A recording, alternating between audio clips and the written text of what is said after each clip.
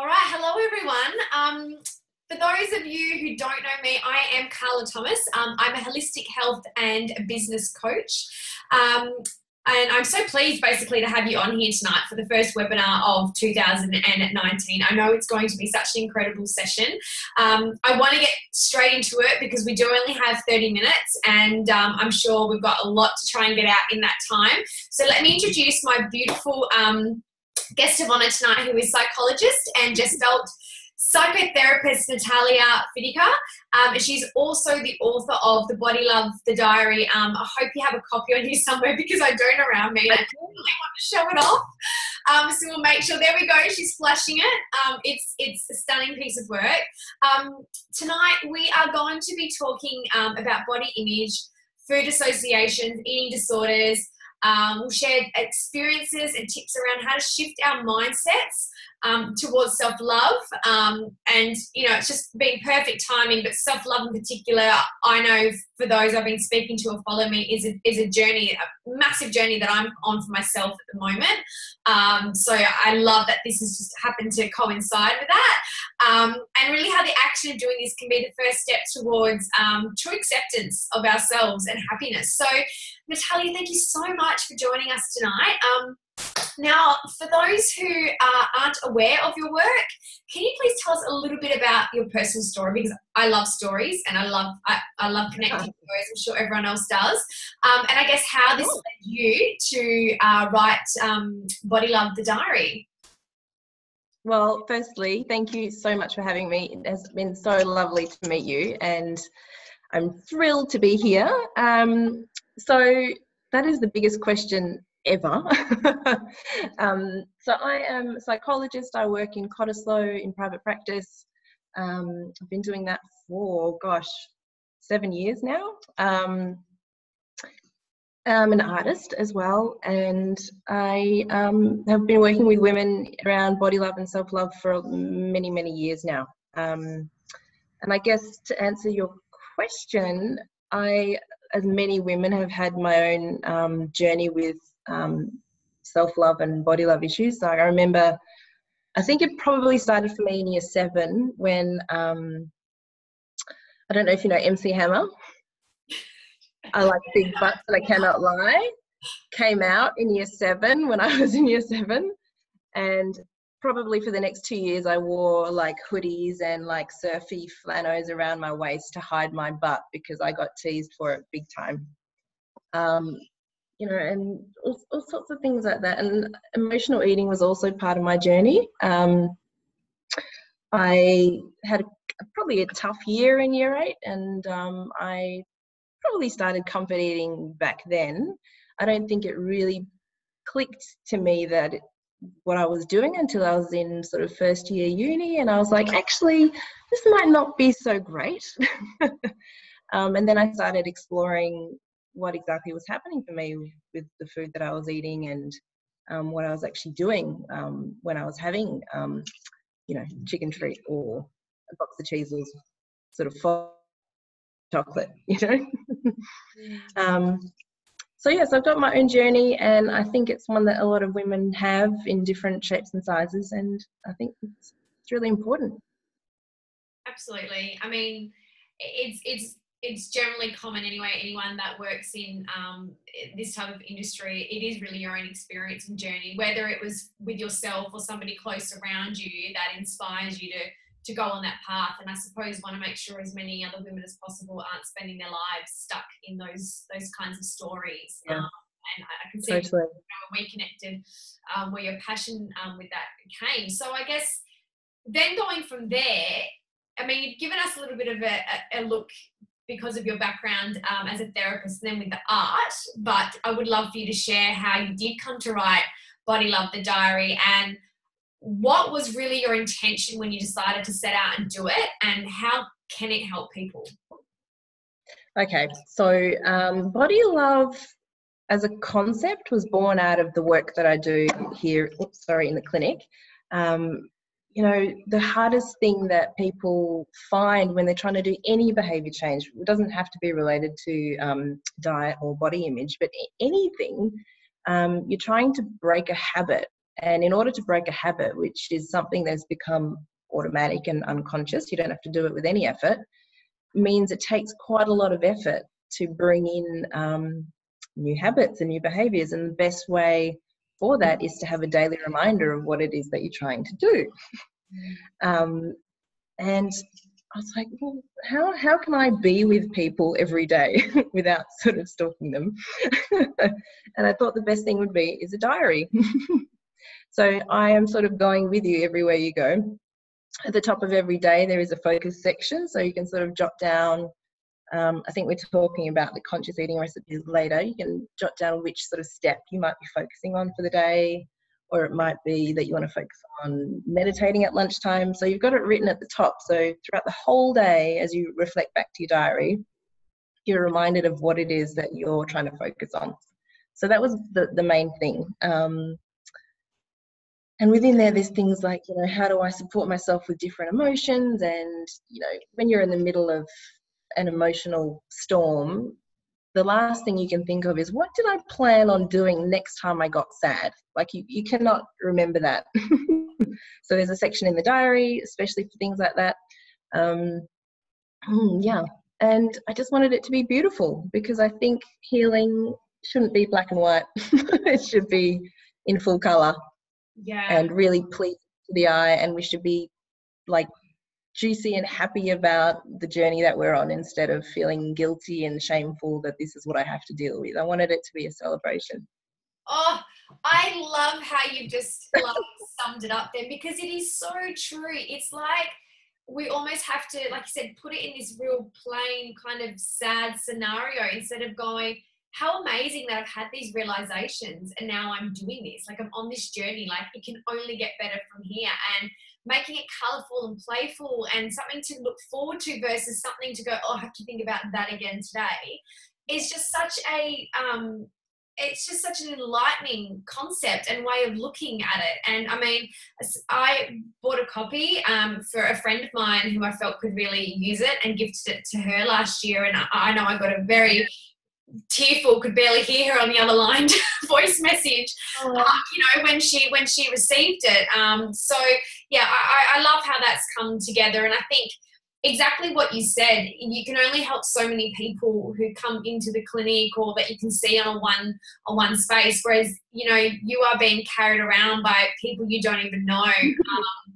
And I think that's a wonderful, wonderful thing. So let's delve into a little bit of the things that are in there, and that's also based on your teachings. One of those being conscious eating, and you talk about the conscious eating recipe. So tell us a little bit more about that. Sure. Well, I should probably say I'm not the first person to come up with a conscious eating recipe or the intuitive eating recipe. This is something that's been around for quite a while. This is a tweak, I've put together my own, but I think it's important to sort of acknowledge the people who have come before, sort of women like Janine Roth and Evelyn Tribole. They are women who have been working in this field for decades. So the conscious eating recipe for me specifically is it's like a step-by-step process, I guess, that you can pick and choose from to help you go back to trusting your body, basically. It's kind of like we're rebooting the system. This is how it is supposed to be once we recover from all this diet culture. And actually our bodies always know. They just know. Like, how could we know better than billions and billions of years of evolution? Absolutely. I mean, it goes back to that whole idea of, your gut feeling. And there's definitely something that I know in my own work and coaching I try to teach, reconnecting to our bodies, listening to it, reconnecting to what food is actually about, because we have all this noise around us of what we should be doing, all the time. So what our body is asking for. And that can take a little bit of time and guidance, but once you get there, so many questions that bog your mind up every day, from what's the correct portion, or how much should I have of this, or how much should it weigh, or how many calories. Those questions all just go away. You don't even have to think about them. You just know how to one gift to give yourself and to give other people. So so then following on from that, because you spoke about as well with your own journey about emotional eating. So talk about that emotional awareness. Sure. And I think that's probably one of the hardest things around people starting to follow like that intuitive eating, conscious eating, those guidelines, is that it becomes complicated, and it won't work unless you address emotional eating, because that, you know, there's these two urges. There's the body who's hungry for food, and then there's the emotion going, yeah, but I really want that donut. And then people get confused about so which message am I supposed to be listening to, because the donut sounds really appealing. So emotional awareness, although it sounds, it's obvious, like it's being aware of your emotions, but you would be surprised, or not surprised, how many people don't actually know, one, that they're feeling something, to what it is that they're actually feeling. And so that is a really important step in just supporting people to get into that process. But also, people confuse thoughts with feelings. So a thought is actually an event that occurs in the mind in sort of like a language form, like it's a sentence, it's in words, and emotions are sensations that occur in the body. And different groups of sensations, we label different emotions. And that's what an emotion is. Often people are really up in their heads thinking about things, but that's not emotion. Yeah. Yeah, and so learning to, one, you know, recognize what you're feeling, and then the other big issue for women in particular is that women often feel that their emotions are inappropriate, or that they shouldn't be feeling like that. And I preach about accepting exactly how you feel. All your emotions are completely appropriate for who you are, where you are, and what you've been through. What's less, you know, we need to learn how to feel and manage those emotions, and we need to learn how to communicate in a way that's helpful. But all your emotions are appropriate. That's what I think. Yeah. Look, I think it's so true. You know, what you were just saying, and I just have to go back from it. I was laughing about the donut analogy because, you know, it's we have these, do I want it because like it's attached to some like crappy day or an emotion, or is it just because I want to eat it? Like, so is it okay? Should I not be eating it? Or is that just a part of life? I'm having a day where I can't have a donut, and we can just overanalyze all these things. But you know, and that's the last step of the recipe. Sorry to interrupt, Carla. Is like chuck it all out. Just have the freaking donut and just enjoy it. Yes, and that's where it goes. Sometimes you just got to go, just have it. And if you're going to have it, love on it. You know, don't make it a punishing thing, because that is just as detrimental as not having it. So I so agree with that. And then, you know, just how we can tell ourselves these stories, but, you know, processing emotions. I think, and you would probably see this a lot as women, and look, I'm the first to put my hand up and be vulnerable.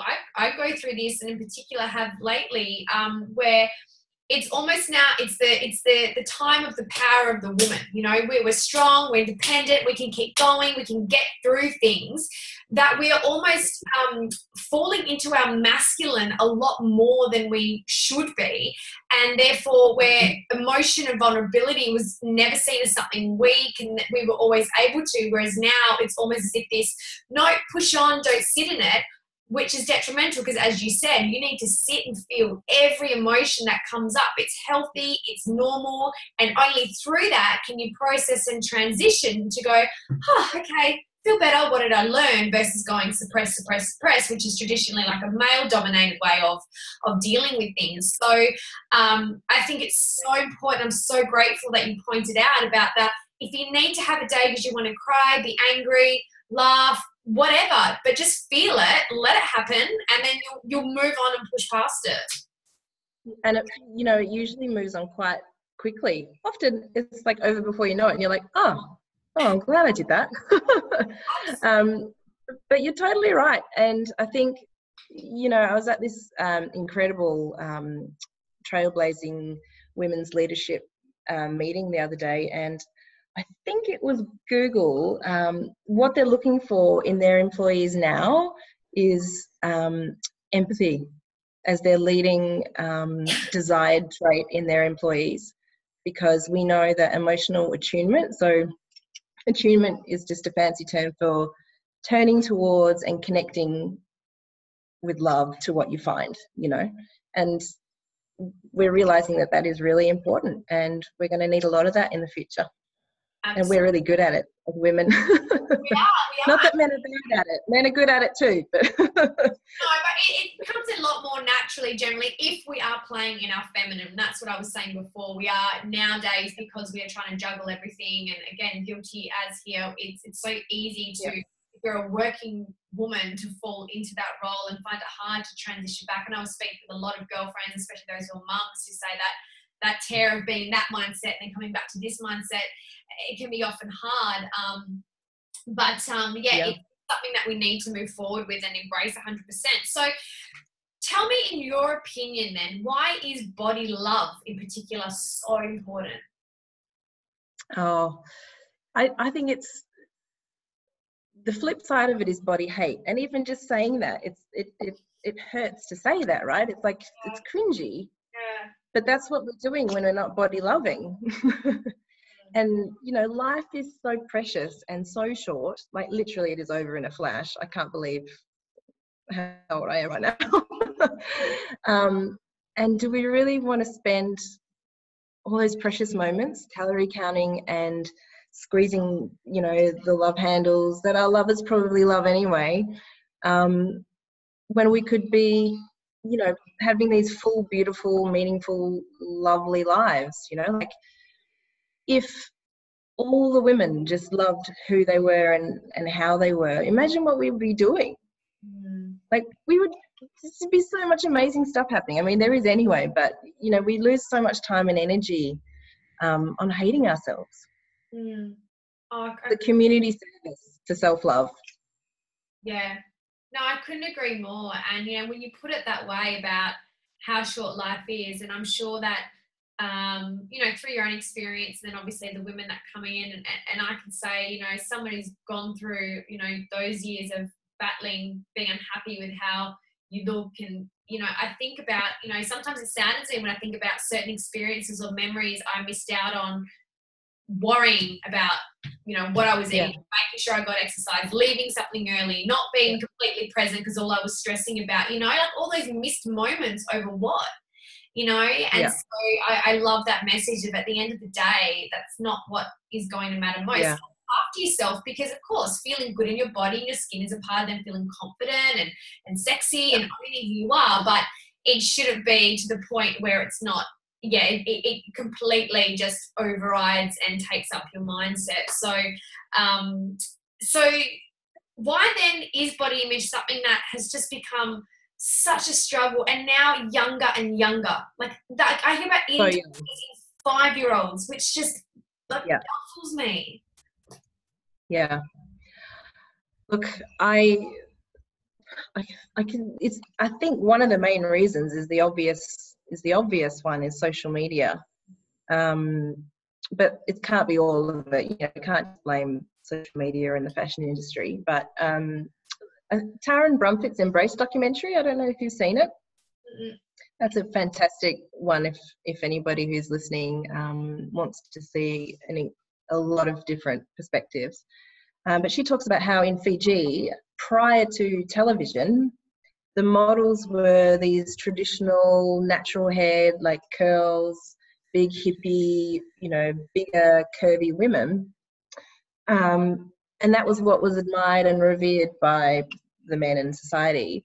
Once TV came in, suddenly they like slimmed down, they started straightening their hair, and it all changed. And then they started to see eating disorders. So that's one component. So you can read more, watch about that in Taryn's doco. But I also think it's sort of part of how the brain functions. So we're sort of, we're wired to categorize and compare. And when we look around and we see, you know, bus ads and social media posts, and we see magazines, and we look and we don't see a body that looks like ours, we compare that to ourselves. It's sort of human nature to do that. And we go, well, I don't look like that, so there must be something wrong with me. That's why it's also really important to have, you know, diversity in all our media and marketing, not just for women's bodies, but for all the minority groups. If you don't see somebody that represents you, it's very easy to feel like there's something wrong with you and you're inferior. Yeah. And I suppose, actually, as you said, biologically, because if you think about it, I mean, correct me if I'm wrong, but let's go back to sort of like the paleo caveman days.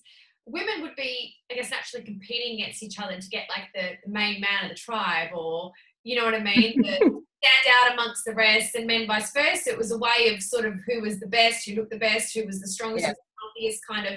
Would that kind of make sense that that's ingrained from then? Only obviously now we've, I don't know. I guess so. I've never thought of it that way, but it makes sense. Like it makes sense. It's trying to be like the and I certainly hear that. Nobody wants to be the woman that nobody finds attractive, you know. Yeah, absolutely. No, as much as I'm sure we're both feminists, you know, we still want to be attractive. Yeah, no, I mean that's just that's ingrained. That's part of it, you know, and how you naturally attract a partner. But yeah, I obviously now with the modern world and everything, it just gets taken out of control into the extreme. So I guess is that then how our society is feeding into this pattern of body image struggles, and also it's almost as if like.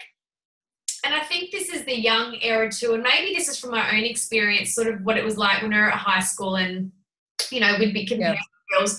It was almost the cool thing. Yeah. Do you see that? It's a tricky one. I think it depends on different, I won't make any sweeping statements about schools, but there definitely seem to be some schools that problems with that, and some schools don't really. And then it might just be a particular group of girls who sort of, you know, one girl's got an eating disorder and then her best friend starts to feel like that is cool, you know, and she'll start restricting or something like that. But the whole body image eating disorder thing, it's really complicated. Like there isn't just one thing, you know. Like for me, it was being teased. For somebody else, it might be having a parent who's a professional athlete and is just lean and toned, and you know that young person's like a bookworm and has no interest in sport, but then suddenly goes, gee, my body's really different. You know, puberty in itself can be traumatic. You know, and the attention that comes to women or young girls when their bodies start to change, it's not always positive, and even if it's positive, it's not wanted. You know, so the body starts to become this thing that people comment on and talk about all the time. Yeah.